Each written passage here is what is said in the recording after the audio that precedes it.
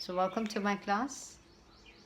Continuing on with Unit 2, in which we are doing collection, organization and presentation of data. We finished with collection and organization and we are doing presentation of data. And in presentation of data, we finished with textual presentation. We finished with tabular, and now we're going to do the diagrammatic. We've introduced even diagrammatic in the last class, we did that. But the important thing is that when you're using diagram, what are the general rules for construction?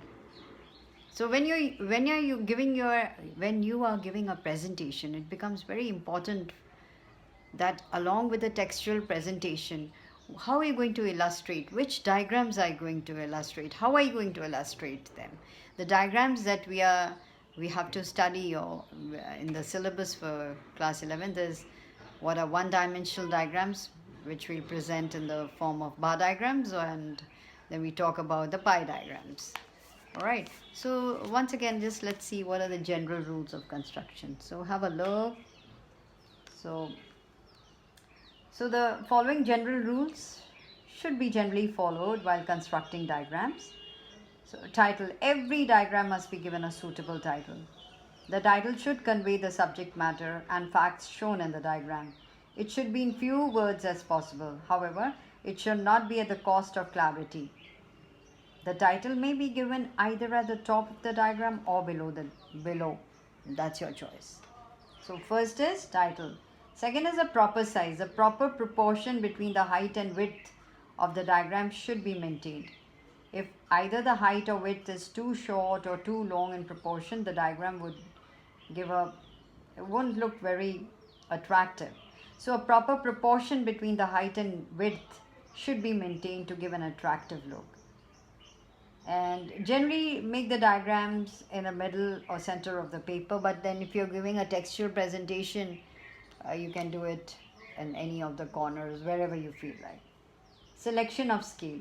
The scale showing the values should be in even number or in multiples of 5 or 10. For example, 25, 50, 75 or 20, 40, 60. Odd values like 1, 3, 5, 7 should be avoided. The scale should also specify the size of the unit and what it represents. For example, millions of tons, number of persons in thousands, units produced in lakhs, etc. The scale of measurement on x-axis and y-axis should be mentioned at the top, like how many centimeters would mean how many miles or kilometers or tons or whatever. Then we come to what is known as a footnote. Now, in order to clarify certain points about the diagram, footnote may be given at the bottom of the diagram. Then you have what is index. The index indicating different types of shades or colors. Sometimes this index is also called the key. What are you representing in those various bars or in the various segments of the pie diagram, all of that. So this should be given so that the reader can easily make out the meaning of the diagram. And of course, diagrams should be very neat and clean. Simple. Simpler the diagrams, the better it is for comprehension.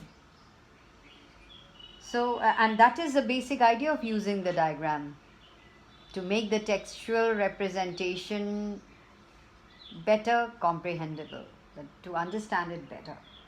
For this, too much information should be avoided in diagrams. Several simple diagrams will be better than one more and more effective than a complex one which presents the same material in a very confusing way. So you can use a few simpler diagrams to convey whatever you want to convey, rather than make one diagram and make it so confusing that it is even worse than the textual understanding it textually. Then choice of a suitable diagram. This is very important. That means a large number of diagrams are used to present different types of data. The choice of a suitable diagram should be made with utmost caution and care. So, what is the nature of data? Second, what is the objective of presentation of data? What are the range of the smallest and the largest values? Or the type of people for whom the diagrams are meant. For example, now for common people who are not very well read, the use of pictographs and maps would be more appropriate. And the more you uh, dapple with these diagrams, you'll come to know the best diagrams to be used when you're writing your text, or you're making a presentation, textual presentation. Then you will come to know which diagrams are the best to put. Again, let me just use, like for example, once you become adept in it, it's something like interior decorator, designer who knows exactly where to place where, in order to make the layout of the place or the house or the building very attractive. Okay, so this is what it is.